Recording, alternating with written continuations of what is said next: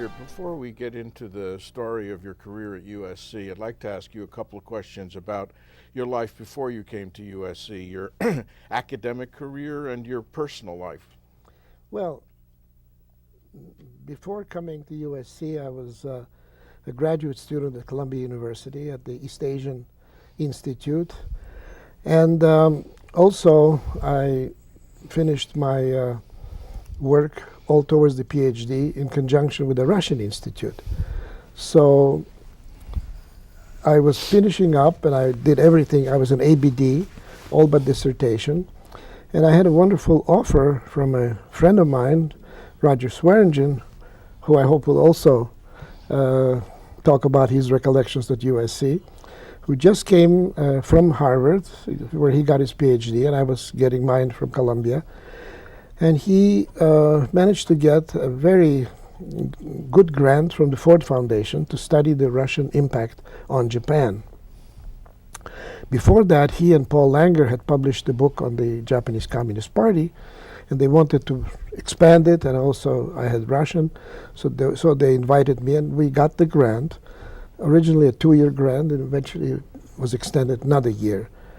So here I was traveling to the West Coast in an old Chevy, which took some time across through St. Louis and the Rockies and all the big Zion and Bryce and Las Vegas and the Grand Canyon, finally arriving to Los Angeles in June of 1953.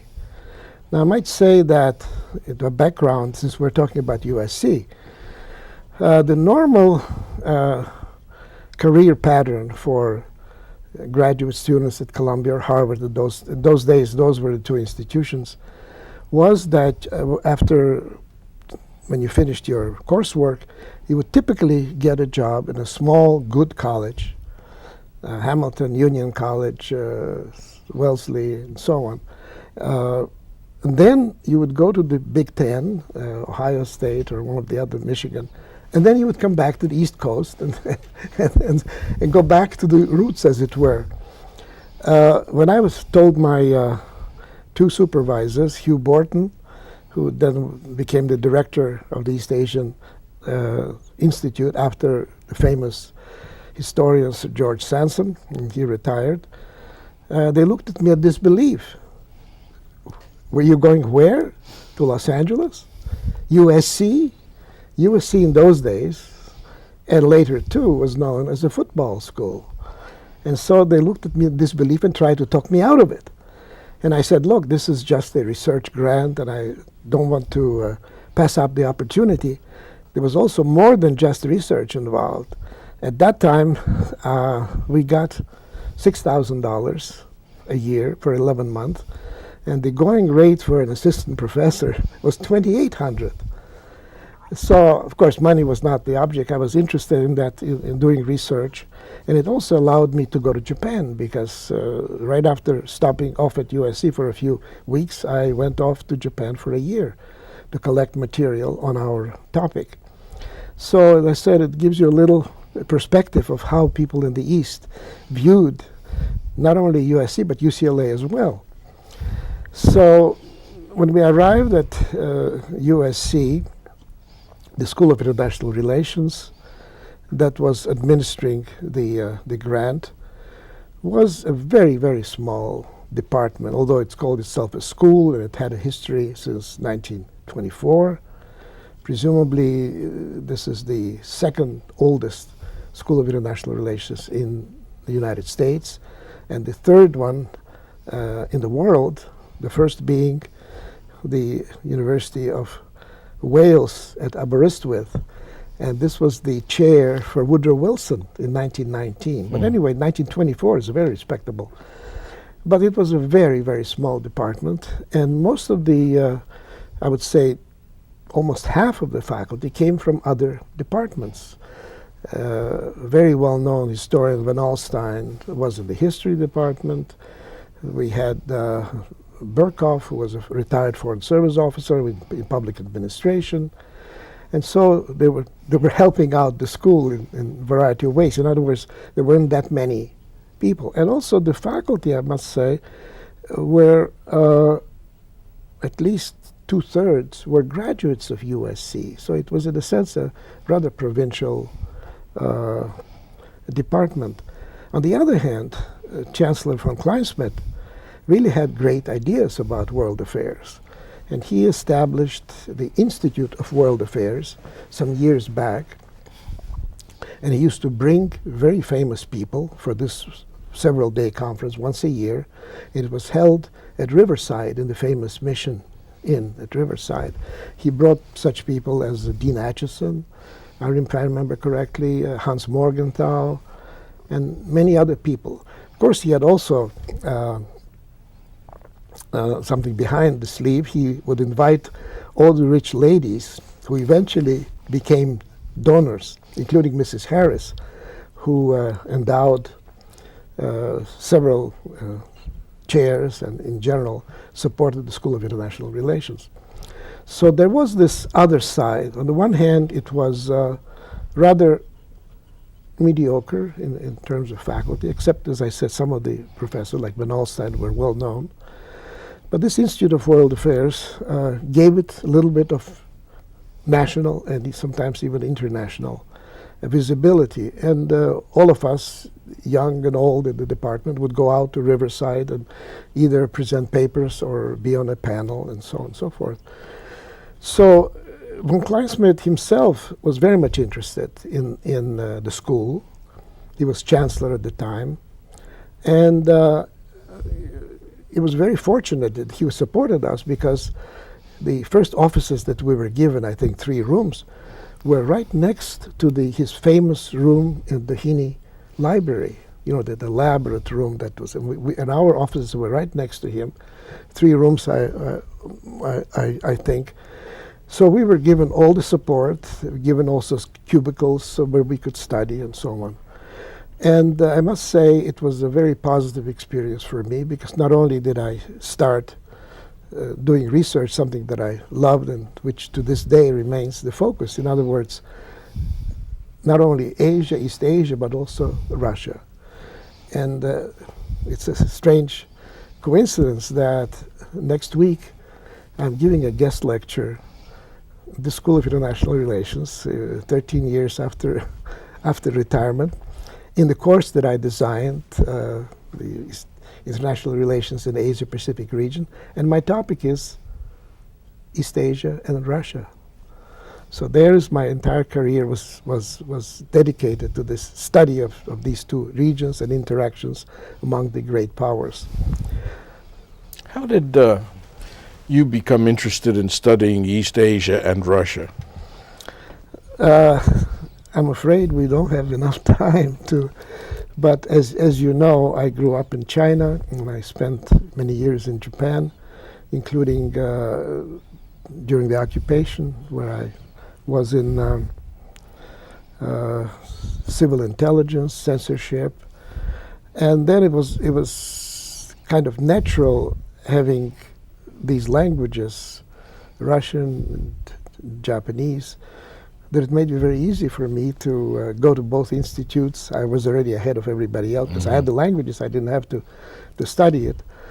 And so it kind of was a shortcut for me. For example, in the Russian Institute, it was a two-year course, and I finished it in 1 year because I had the languages. I had also the electives from the East Asian thing. So that was a kind of a natural thing for me. And I think that it's very important that people don't get stuck in one culture. But especially for people in international relations, it's very important to take a broader look. And in the first place, for example, across cultures, because very, very few people, as you know, maybe a handful, who are both equally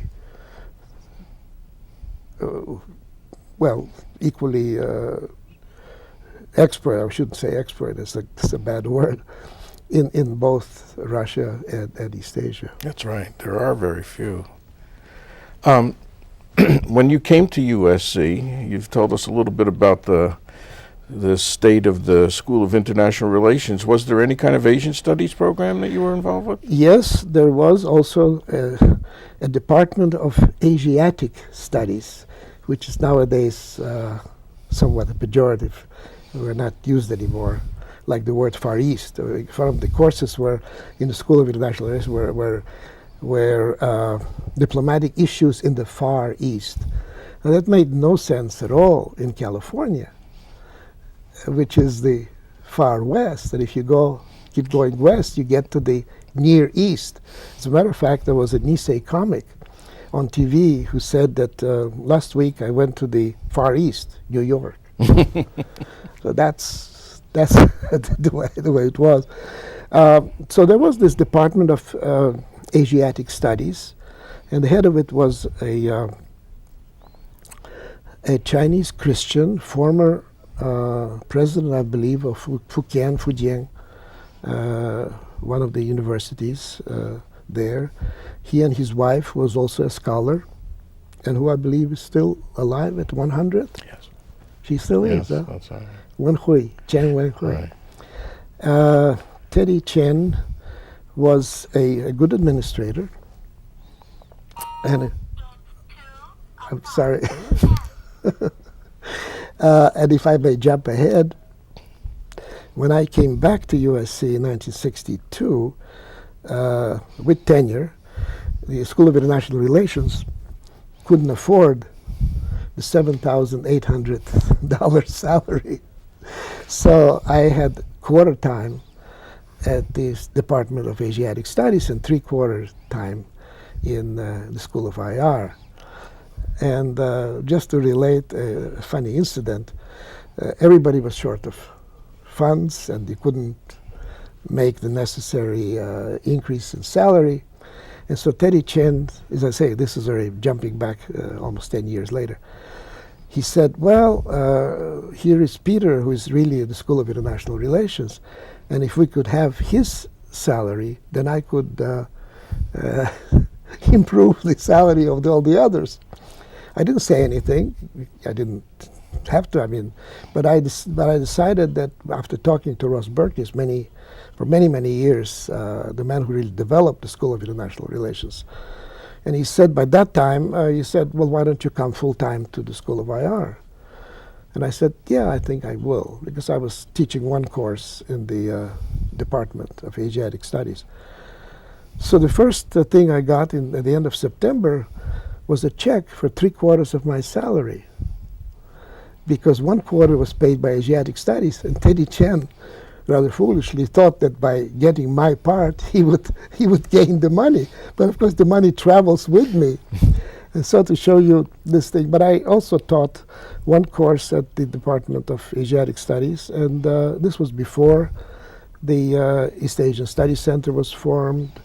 But I must say that in some ways, by being later, talking of the 60s now, head of the coordinator of the East Asian or Asia Pacific Regional Studies program at the School of IR, I did my best to serve as a precursor of the center, because I had all the faculty from all the departments, religion and geography and all that, and we were always in contact and so on.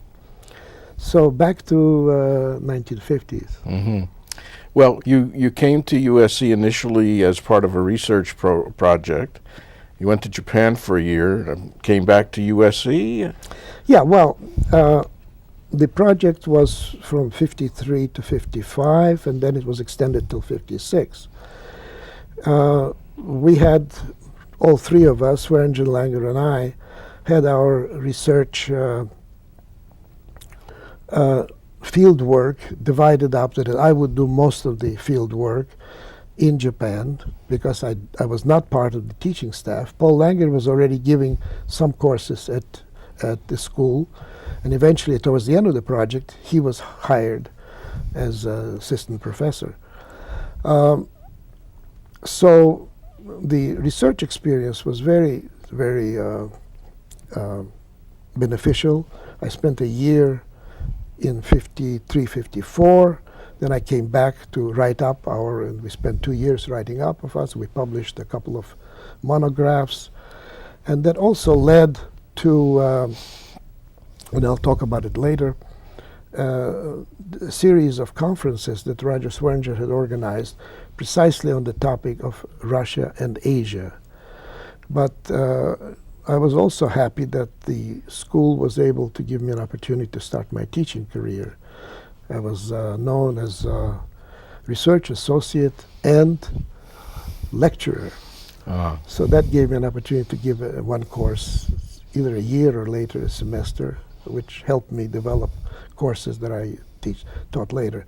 When the project was finished, and I still had to go back east to defend my dissertation, this is 56, Chancellor von Kleinsmith was so much interested in our project that he funded half a year for me to go to Washington, go to the Library of Congress, and continue work on the project with the view towards developing at USC this Russian-Asian connection. As a matter of fact, he invited Sergius Jakobson, Dr. Sergius Jakobson, head of the Slavic division at the Library of Congress and also at the Congressional Reference Service. He was, I think, the highest paid specialist in the field.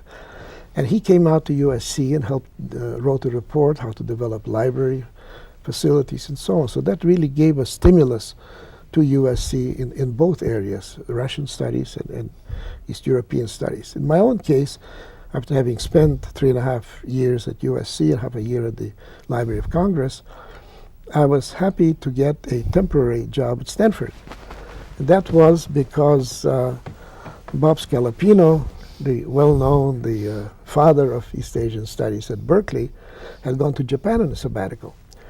And Nobu Ike, who was then head of the Department of North Asia at the Hoover Institution, went to Berkeley to take Bob Scalapino's place.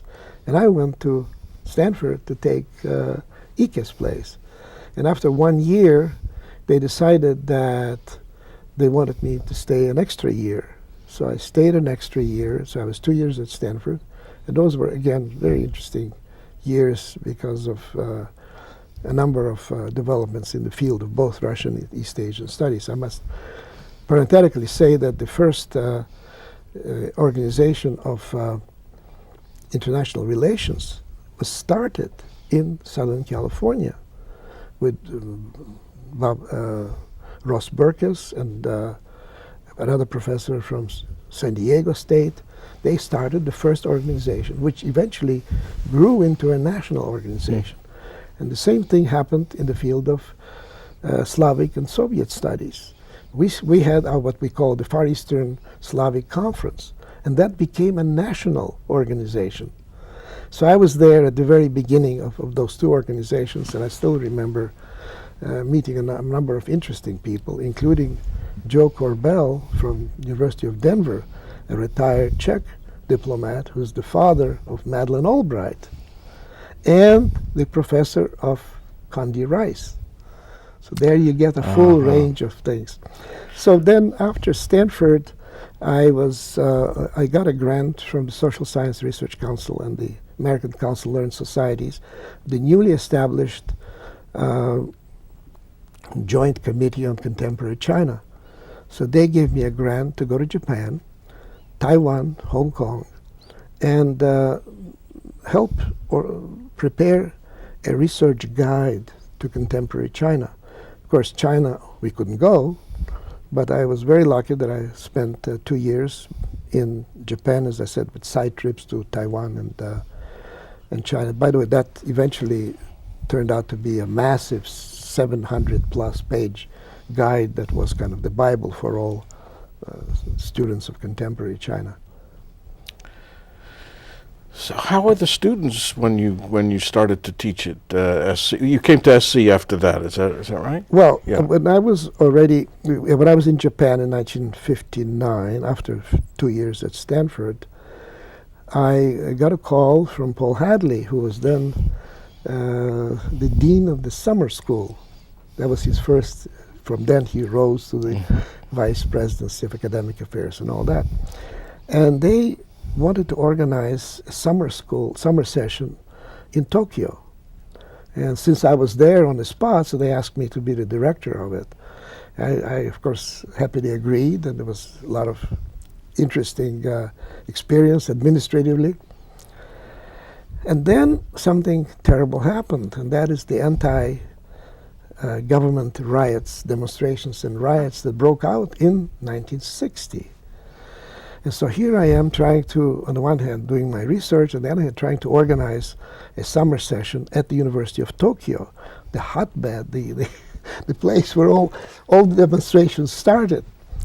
So I was busily working on, arranging for things. And by the way, to show you the difference in the standards of living in those days, the students, who, by the way, in the summer were mostly teachers who tried to get extra units so they would get extra pay.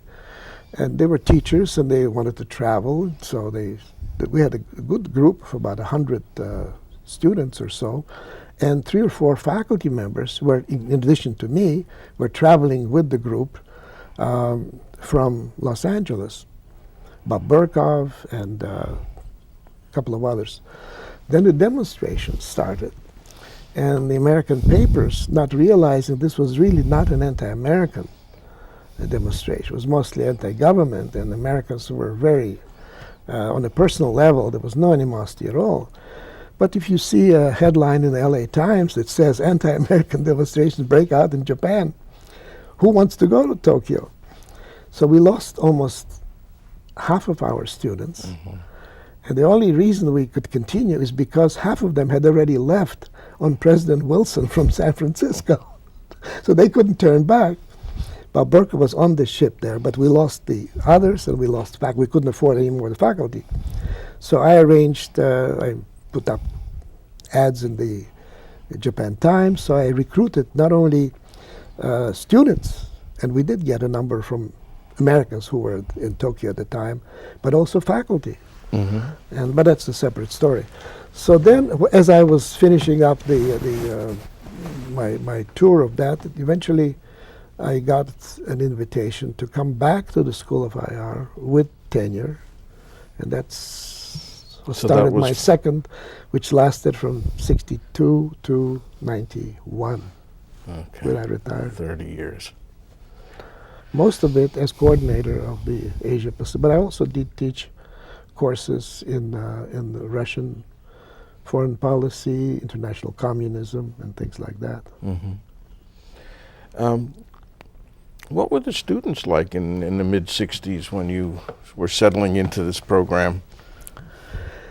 Well, the one distinguishing feature is that they were mostly from the Southern California.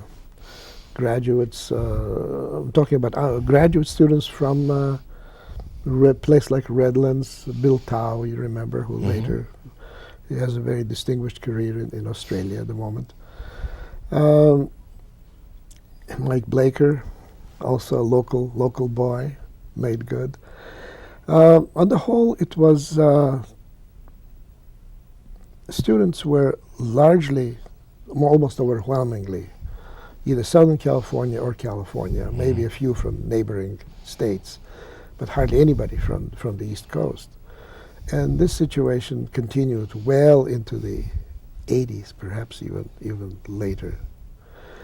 The quality, again, the undergraduates were better than the graduate students. I don't know how it is now. I lost track for 10 years. But the undergraduates were often bright and interested and so on.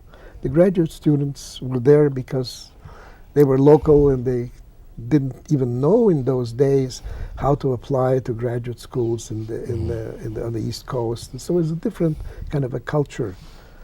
And that, of course, was not very good. Eventually, it got better. What about international students then? Were they the force among the students that they became later on? Not really. And, of course, China was completely closed. We had a number of students from Taiwan and Hong Kong. And those were, again, a mix. Some were good and some were not very good.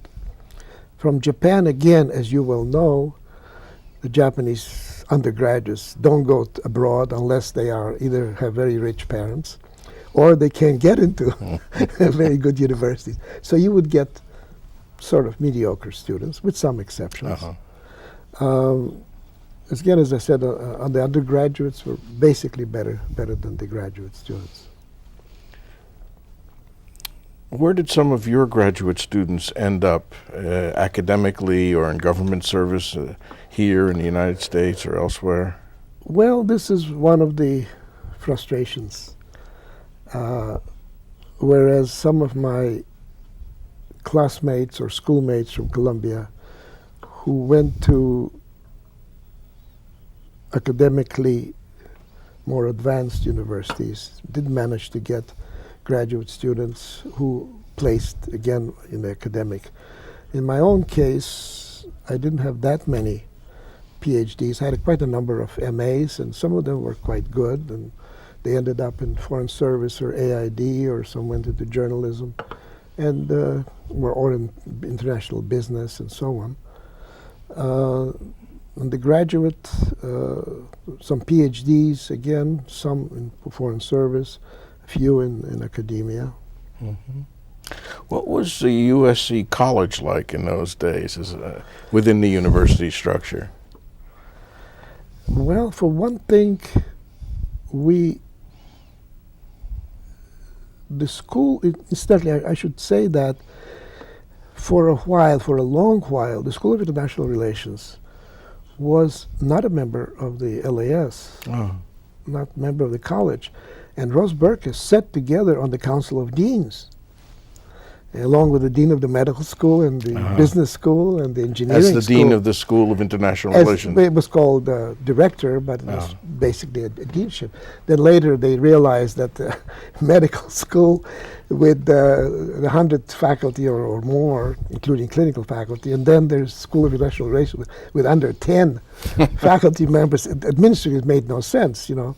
Although we were very attached to our lofty status as a school, and we didn't want to merge with political science and public administration, as often happens in many other universities. You know, they're all three together, political science, government, whatever you call it. So then we became part of the college. But again, what was interesting is that the building of the von Kleinsmith Center gave us a certain visibility. By that time, Mrs. Harris passed away, and she left a good deal of money to the school. And here's something interesting administratively. She made the fatal mistake of leaving the money to international relations, or international affairs, whatever it was called, not to the school, which means that everybody who was doing anything other than American came up and said, I'm international. Of course, anthropology is international by definition. Religion is. And so we had suddenly lots of claimants on the endowment. And it got so bad that, and this is really sort of a shameful history at USC, I realized it was a small school with a tiny endowment, driven entirely by, almost entirely by tuition, that the School of IR in the new building, which we occupied maybe 1 or 2 or 3% of the space, we were paying $58,000 to clean the toilets in the whole building. So the entire maintenance of the whole building, which had, you know, it was classrooms and library and so on, it was taken out of our funds. Eventually they did something to restore it, and the school got its proper thing, but that just shows you the standing within the thing. I might reminisce and tell you about how the von Kleinsmith Center was started. Having studied architecture, as you know, in Japan many years before, I was the faculty representative with the architect who was the famous Durrell White, who built the famous U.S. Embassy in India, many other buildings. But he had no interest in how people would live in his buildings. And so the first draft was that the library would be only excavated under the main building with hardly any room for expansion. And I went to bat for that, and I said, look, here's your opportunity, like Harvard did. Dig under the alumni park, connect it to the Doheny Library, and you'll have stacks and you'll have space for years and years to come. No, that's too costly, it's unnecessary, and so on. But at least I won the battle of expanding the library to go under the entire building, both wings. So at least I'm happy about that, had some impact on that. Then we started fighting the faculty offices. Again, paying no attention to whoever people are going to live there. Half of the offices, as you well know, have no windows. There's an outside office for more senior professors, and there's an inside, completely no windows at all. And to this day, it is really a scandal that the university allowed him to think about the aesthetics of the outside and not pay attention to the things. The interesting thing about the opening, the inauguration of the von Kleinsmith building was that, of course, by that time, university was cognizant of its international stature. They wanted to invite a famous statesman. Abba Eban was the first choice, but he couldn't come. And then the second choice was a German chancellor, forgot his name, and he couldn't come. So then Adenauer. Pardon? Adenauer. No, it was after Adenauer. I think it was Erhard, somebody else. After, it was 1965, 65 or so. So George Totten and I talked to the committee, and they accepted our proposal to invite Eddie Reischauer, just retired from being ambassador to Japan and back at Harvard. And he agreed. He came out with Haru. We had a great time. So this was an interesting aspect, that the School of International Relations, in a sense, and a dedication, that it was an East Asian connection.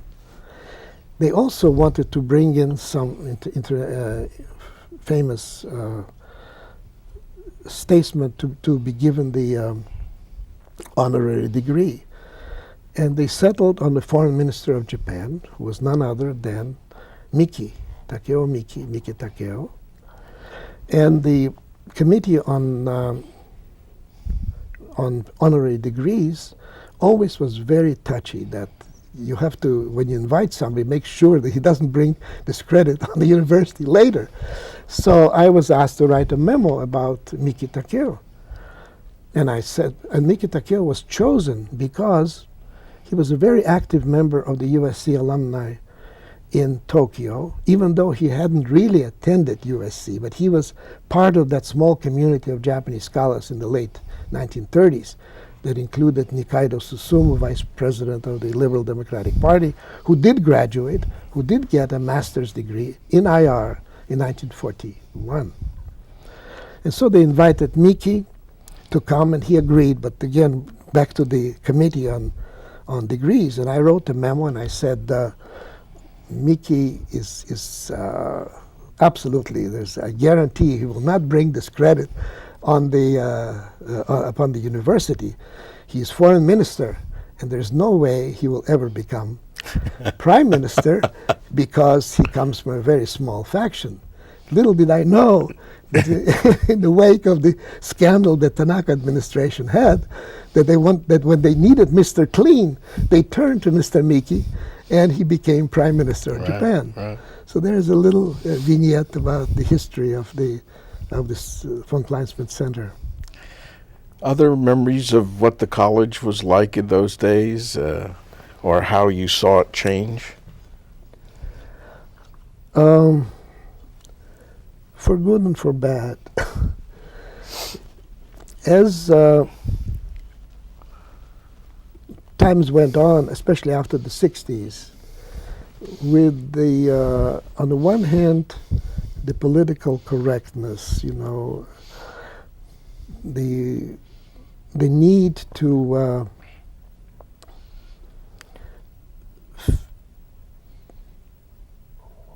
on the one hand, as I said, this multiculturalism and all the other things that came in, and on the other hand, the sort of revolution in social sciences with quantification, with computers, with all that. Let me talk about first the multiculturalism.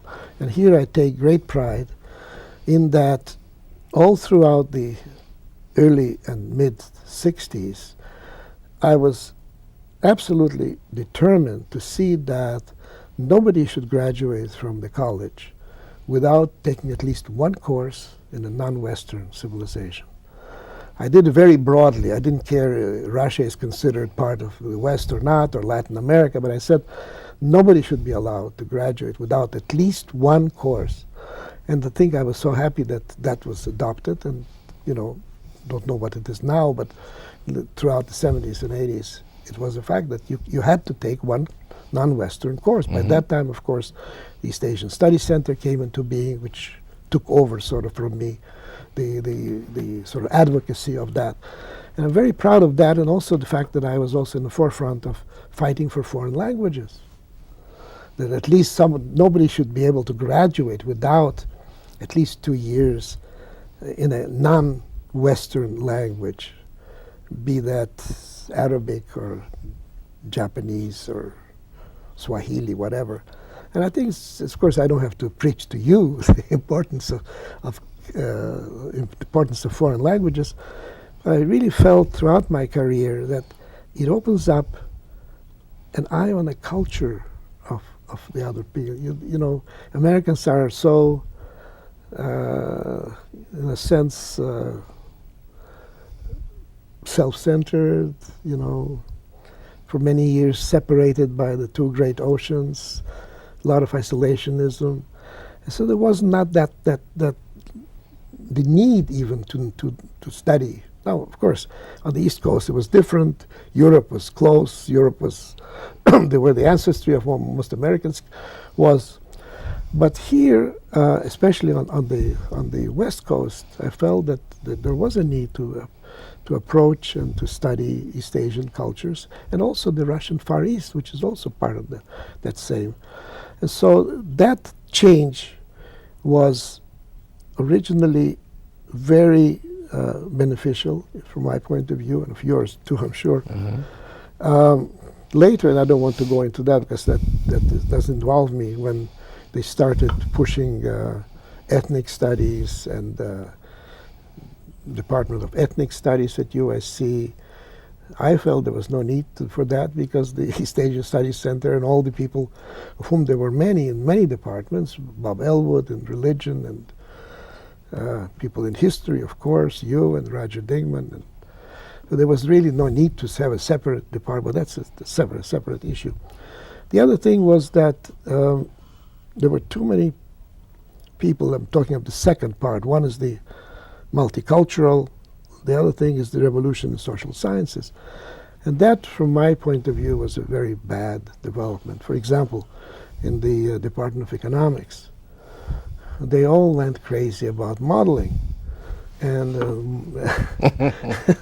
the economics, a model can only be destroyed by another model and not by facts. So there was nobody interested in the economics of Japan or China. Can you imagine? Nobody was interested in. Luckily, we found Professor Miao, who came not to teach anything about Japan, but about modeling and all that. And I believe it was George Stoughton and I and some others, maybe you too, that persuaded him to start giving a course in the economics of Japan. So that was rather negative, because many departments went into that area, including philosophy. And in our own case, we had people coming with statistical, to one point, against my best endeavors.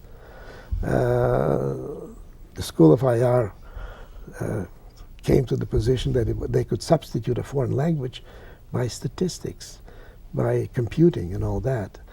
And to think that you could graduate from a School of International Relations without a foreign language is inconceivable, even if you study American foreign policy. But that was, again, in our own school, we got some people that were disinterested in regional, they called us, dismissed us as regionalists. And they were the generalists. They were interested in theory. They were interested in the latest factor analysis, going back and collecting data that were really meaningless from the point of view of us who know something about language and culture of people. So that was really a negative one in those two areas, one positive and one negative. Who are some of the people who were most impactful on what you were doing at USC? Or impactful on what the college was doing more generally? Well, here again, I think that there were two periods. One is the period where there were just a few pioneers, as what to say. Roger Swearingen, really deserves a lot of credit for starting out our project, which gave an impetus because Paul Langer became a member of the faculty when he left for RAND, for the RAND Corporation that I was brought in. Eventually, George Stoughton joined the political science department, so they had now, we said, suddenly 3 people interested in Japan. Then you came along in history, and Roger Dingman. So gradually, it was a kind of a period where there were very few. We felt kind of isolated amongst the generalists and the specialists on Europe and Latin America. And then, of course, there was the period where USC really came into its own. And I think when I met you first in 1969, and we were talking about USC, I tried to show you the number of people, and you were quite impressed, I think. Mm-hmm. I think, my God, USC has so many people in Japanese studies and Chinese studies. And in those days, there were no Korean studies as now. So there is a shift, really, where the university made great strides. But then I must say, there was a period in the 1990s where it was almost retrogressive.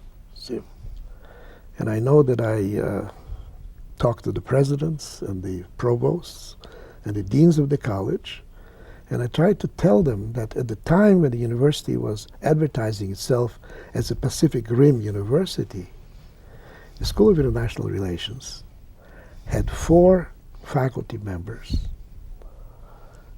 in East Asian studies and Russian studies.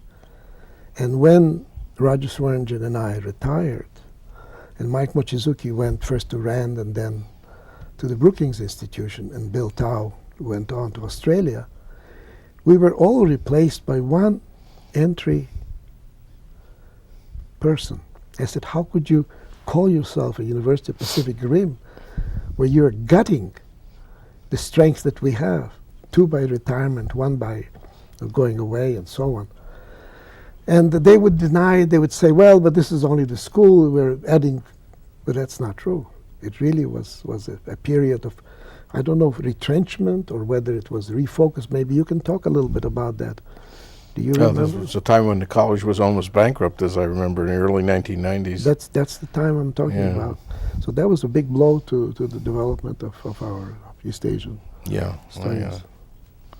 Yeah, in some ways we haven't recovered yet from that because there aren't 4 East Asianists in IR now. Yeah, that's true. Still don't have, So. Some of the people you remember from those days, colleagues? Well, let me say a word about I know that you're interested in psychoanalysis, and we had a very active group in psychoanalysis. We even got a grant from the humanities, what do you call it, endowment for the humanities, psychoanalysis and humanities. We had some people even teaching in political science, conflict resolution, and also from what's his name, the Austrian psychoanalyst. Anyway, the name escapes me. So we had quite an interesting group of people, and that was, from the point of view of the university, of the college, was very, very important, I think. We had Marty Levine, who's now the vice provost in law, and he was a member of the LA Psychoanalytic Institute, as was I. There was a young woman in history whose name I forgot. Margaret Tadaro. Yeah, Margaret Tadaro was also from LAPSI. Then Mazon, who recently died. And we had also people in philosophy, in German, and English, of course, and other departments. So there was a very, very good and interesting time. We met regularly. And again, what happened to that? Is there anything on the horizon? Jay Martin, I know, is Right. is Maybe quite I'm the low. only one left. What? You're the only one left? Well, I'm still around. Right, right. I'm still around and active. Do you have a sense that the college has been developing in a certain direction since the dark days of the early '90s? Well, of course, it's difficult for me to talk about the '90s since I was, retired. And although I'm very active in the Emeritus College and I lecture regularly there, I still go to many, many international conferences and publish and so on. I think one thing which also the School of IR sort of pioneered was cross-departmental cooperation. As I said, we wouldn't have survived without borrowing people from history and geography Right. and public administration and so on. And that, I think, started out, and I believe you were involved in starting the East Asian business connection. And School of IR had a program, which is, I don't know if it's still going on, PEP, called public, it was International Relations, Economics, and School of Public Administration. That was a good PhD. And we attracted quite a number of non-Californians into that, quite from good institutions. The connection with law, that you can get a 5-year degree in law and international relations. I think Ed Smith was involved in that. So those are the things I think was very important, because I feel that the greatest advances in science were made at the juncture of 2 disciplines or 3 disciplines. It's not in one. And it's very heartening to see what USC is really in the forefront of that, where we have people in bioengineering and computer science, medical school. I mean, all they're focusing on one problem. I think this is the future of higher education in general. You were to try to break down the narrow departmental turf battles and parts of the budgets and all that. And here I think the university, I think, has made a lot of progress. Don't you think? No, sure. You think that's one of the characteristics of the future for USC, this interdisciplinary, multidisciplinary? I really think so. I really think so.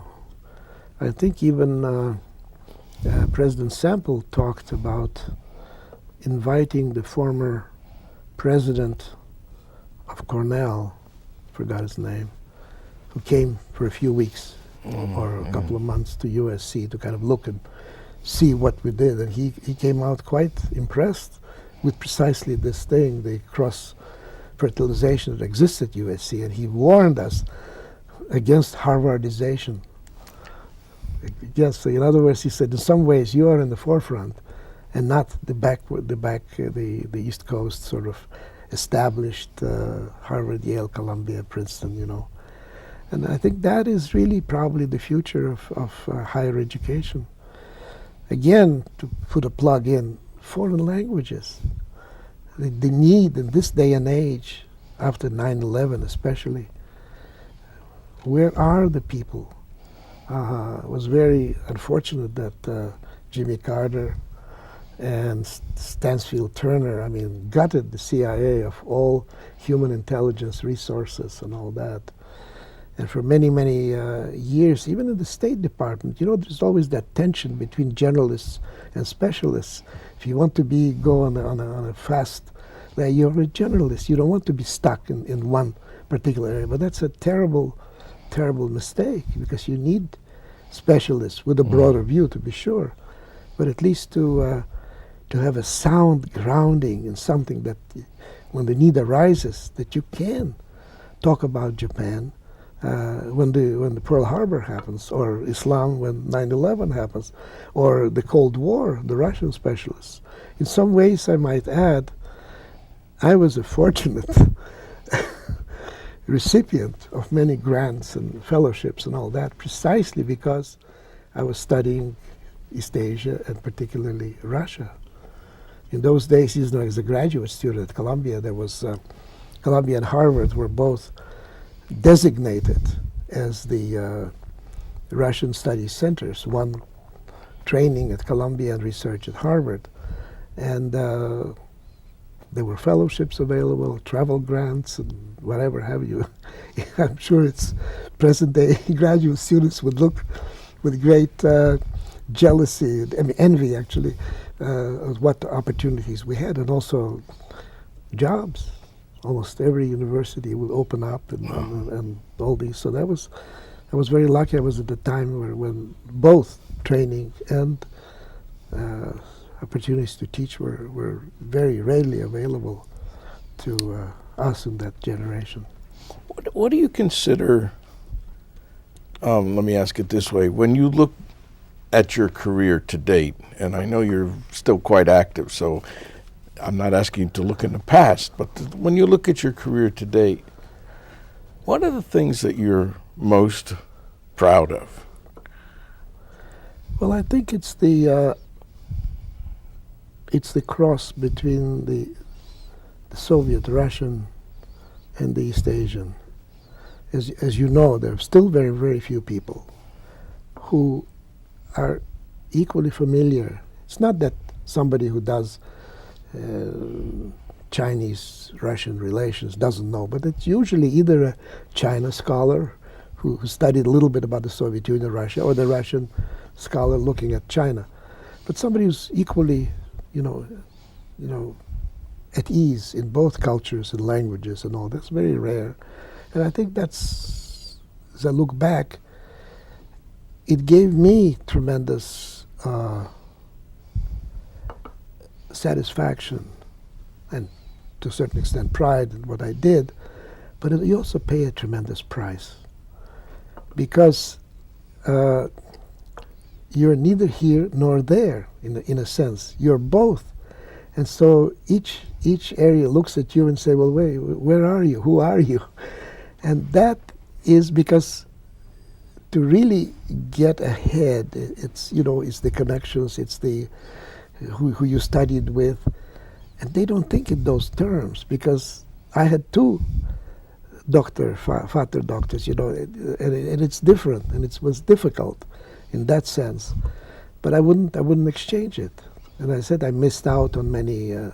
For example, in spite of all my work in Japanese studies, when they came out with a list of what was it? The British started something about Japanologists and all that. I'm not even listed there. Really? Yeah. I mean, somehow fell through the cracks because I'm here and I'm there. Mm-hmm. And I'm sure certainly somebody who studies Russian history. So who is Berton? We've never heard of him. But it's this, the confluence, it's the juncture, it's the nexus, the intersection, which I think really is important. As I said, cross disciplines, cross areas. And that I think is, for example, this past year was the 100th anniversary of the Russo-Japanese War. By definition, war is between. And you can study Russo-Japanese War from the Russian side, you can study from the Japanese side, you can study from the military side, you can do the economic side, you can do all things. But somebody I was very pleased that I was invited to several conferences, one in Israel, one in Japan, and now possibly the Portsmouth Treaty. Again, this is in Portsmouth, New Hampshire.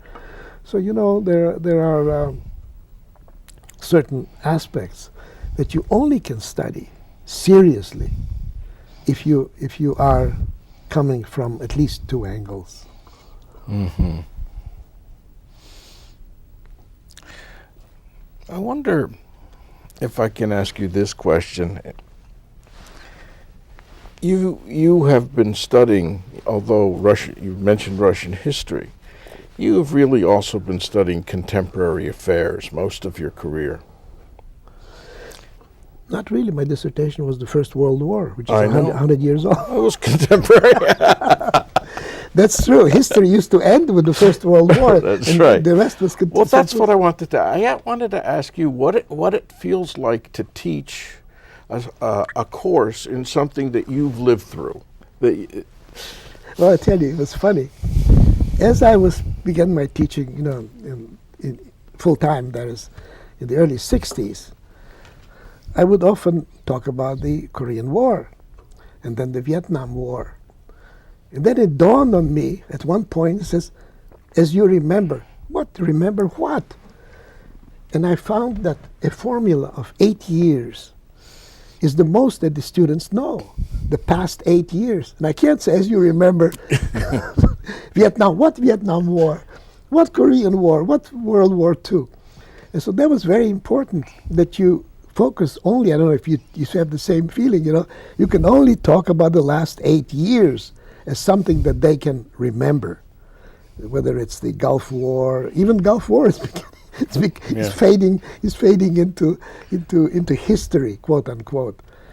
I always felt that I'm not teaching current events at all, and I was trying to relate what I was teaching into the broader theories and comparisons.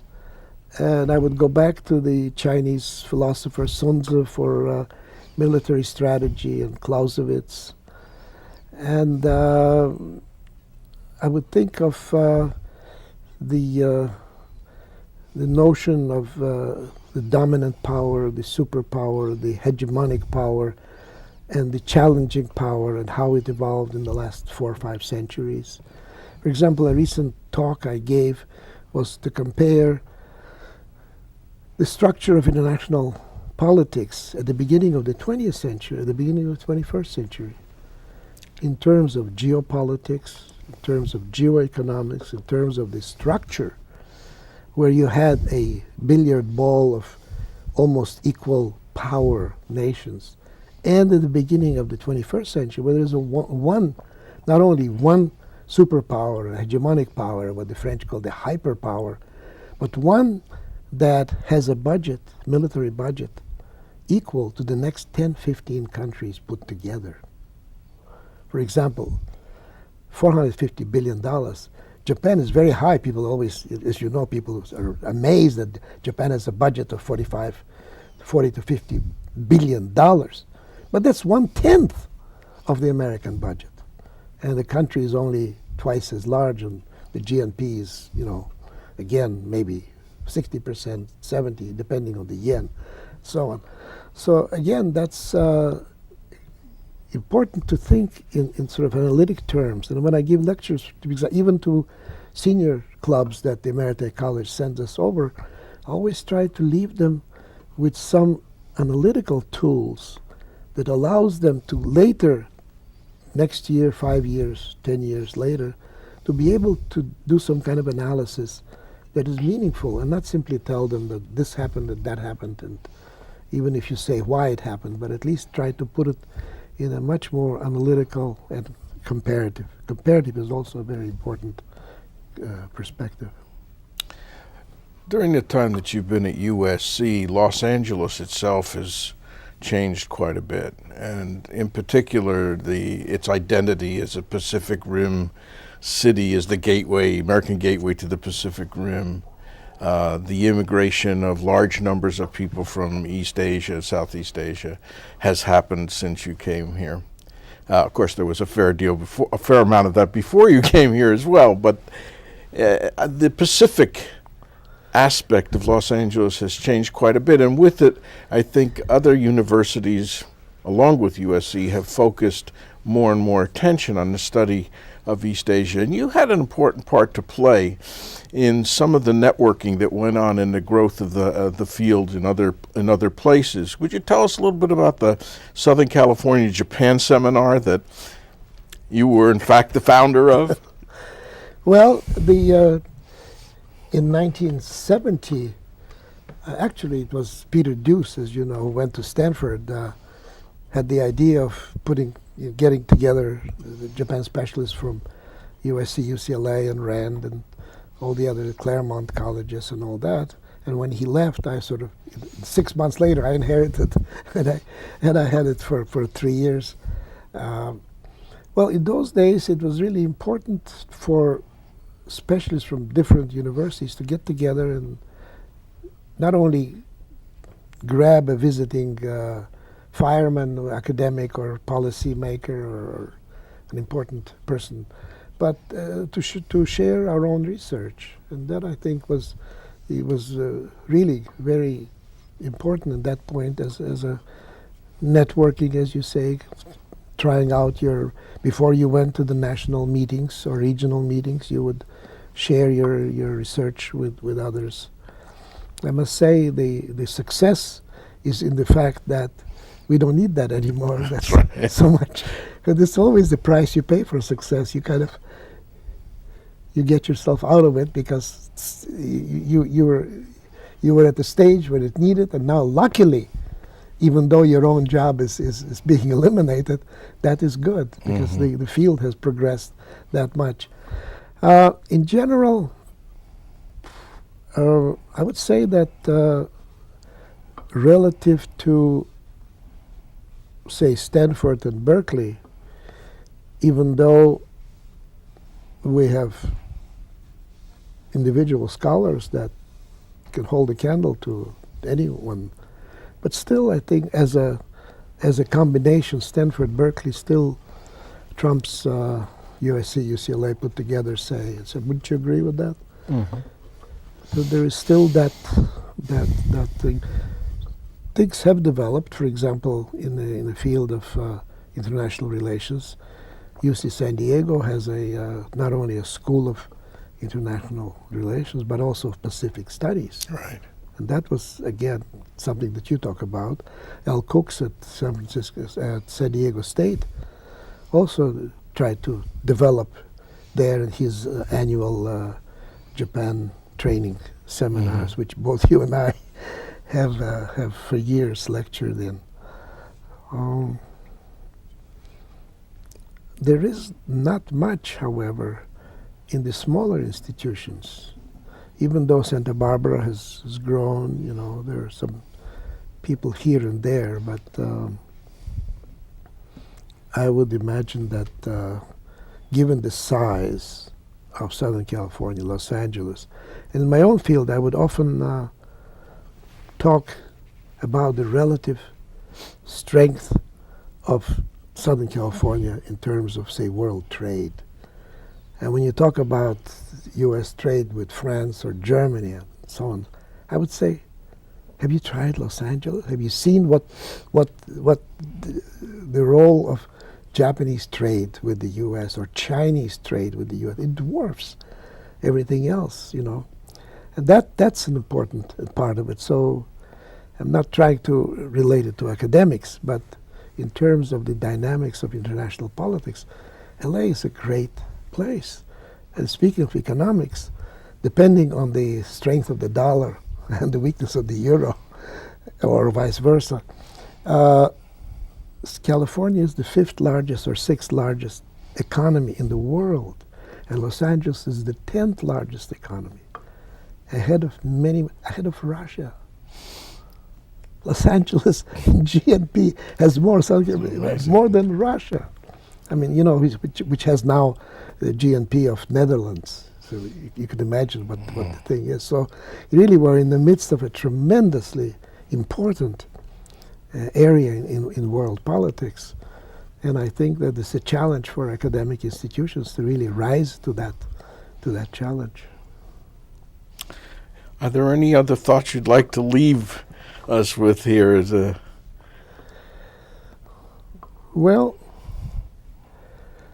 I still think that students at USC, whether they're undergraduates or graduates, still have to be a little more minded about the East Coast and internationally. I know in my own case, when my 2 sons were at USC as faculty brats, we had an exchange with Dartmouth. And they wouldn't go. I don't know whether it was too cold. They thought California kids are spoiled, But there is still that aspect, I think, that I wish we would have our undergraduate would go more towards, or for example, the year in Japan that you know well, my own son, my younger son, Jonathan, He was reluctant to go to Japan. Practically had to bribe him to go to Japan for the Waseda program, even though he was born in Tokyo. By chance, when I was there, we were talking about those days. So I think that I think is important, to think nationally and internationally and not be afraid to go to spend a year abroad. I think it's more and more happening. And I think maybe it should be a prerequisite that you have to spend one semester abroad to get a degree. I'm in full agreement with you. Thank you very much. You're welcome. Thank you, Gordon.